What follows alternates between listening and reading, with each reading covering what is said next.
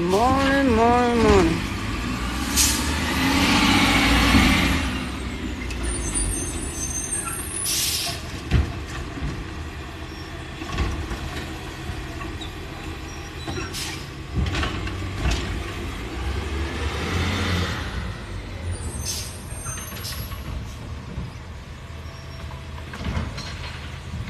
Get it, trash man. Get it, trash man. Got me back. Got me back. Reading Rainbow.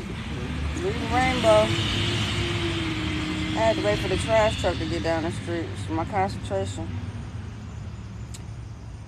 John 13:21 to 38. John 13:21 to 38. Good morning.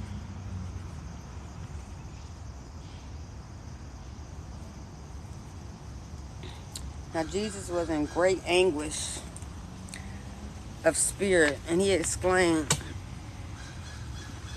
I forgot my watch.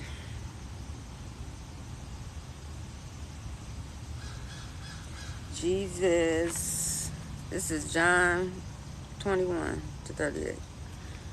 Now Jesus was in great anguish of spirit, and he exclaimed, the truth is, one of you will betray me. The disciples looked at each other, wondering whom he could mean. One of Jesus' disciples, the one Jesus loved, was sitting next to Jesus at the table. Simon Peter motioned to him to ask, who would do this terrible thing? Leaning towards Jesus, he asked, Lord, who is it? Jesus said, it is the one whom I give the bread dipped in the sauce. And when he had dipped it, he gave it to Judas, son of Simon Iscariot. As soon as Judas had eaten the bread, Satan entered him. And then Jesus told him, hurry, do it now. None of the others at the table knew what Jesus meant. Since Judas was their treasurer, some thought Jesus was telling him to go and pay for the food or to give some money to the poor. So Judas left at once, going out into the night. As soon as Judas left the room, Jesus said, the time has come for me, the Son of Man, to enter into my glory. And God will receive glory because of all that happens to me. And God will bring me into my glory very soon. Dear children, how brief are these moments before I must go away and leave you. Then you search for me. You cannot come to me, just as I told the Jewish leaders. So now I'm giving you a new commandment. Love each other. That's a new commandment. Love each other just as I have loved you. You should love each other. You should love. Your love for one another will prove to the world that you are my disciples. Simon Peter said, Lord, where are you going? And Jesus replied, you can't go with me now, but you will follow me later. Why can't I come now, Lord? He asked. I am ready to die for you. No. Before the rooster crows tomorrow morning, you will deny me 3 times that you ever even know me. That was John 21 to 38.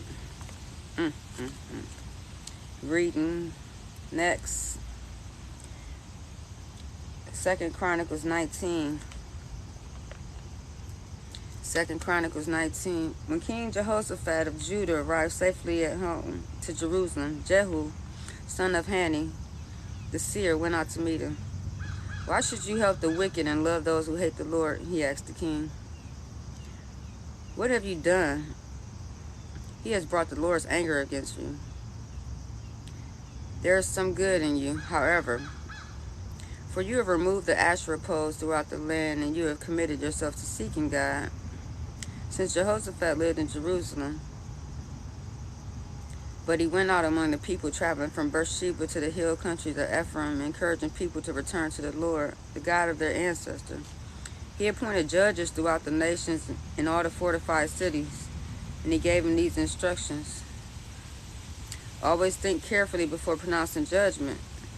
Remember that you do not judge to please people, but to please the Lord. He will be with you when you render your verdict in each case that comes before you.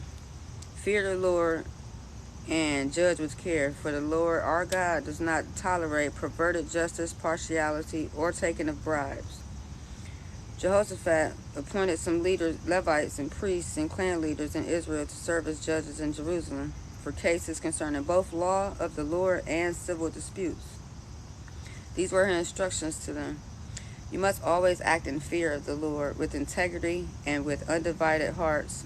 Whenever a case comes to you from a fellow citizen in an outlying town, whether a murder case or some other violation of God's instruction, commands, laws, or regulations, you must warn them not to sin against the Lord, so that the anger will not come against you and them. Do this and you will not be guilty. Amara, the high priest, will have the final say in all cases concerning the Lord. Zebediah, son of Ishmael, a leader of the tribe of Judah, will have say in all civil cases. The Levites will assist you in making sure that justice is served. Take courage as you fulfill your duties, and may the Lord be with you, with those who do what is right. 2 Chronicles 19. And ending off in Psalms for the day.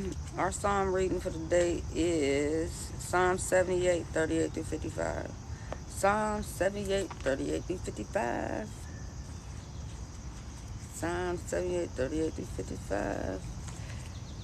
Yet he was merciful and forgave their sins, and didn't destroy them all. May a time he held back his anger and didn't unleash his fury, for he remembered that they were merely mortal, gone in a moment, like a breath of wind, never to return. How often they rebelled against him in the desert and grieved his hearts in the wilderness. Again and again they tested God's patience and frustrated the Holy One of Israel. They forgot about his power and how he rescued them from their enemies. They forgot his miraculous signs in Egypt, his wonders in the plain of Zoan, for he turned their rivers into blood so no one can drink from the streams. He sent vast swarms of flies to consume them and horde of frogs to ruin them. He gave their crops to the caterpillars. Their harvest was consumed by locusts. He destroyed the grapevines with hail and shattered their sycamores with sleet.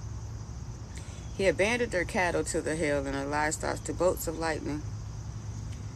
He loosed on them his fierce anger, all his fury, rage, and hostility. He dispatched against them a band of destroying angels. He turned his anger against them. He did not spare the Egyptians' lives, but handed them over to the plague. He killed the oldest son of each Egyptian family, the flower of youth throughout the land of Egypt. But he led his own people like a flock of sheep, guiding them through safety in the wilderness. He kept them safe so they were not afraid, but the sea closed up on their enemies. He brought them to the borders of his holy land, to this land of hills he had won for them. He drove out the nations before them. He gave them their inheritances by lot. He settled the tribes of Israel into their homes. That was good.